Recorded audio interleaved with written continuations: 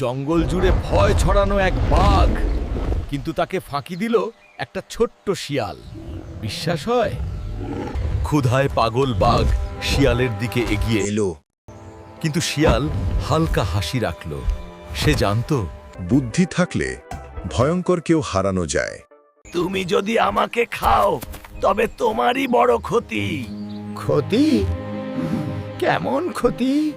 শিয়াল ফিসফিস করে বলল, এখনই শিকারীরা আসছে, আমাকে খেলেই তারা তোমাকে ধরে ফেলবে।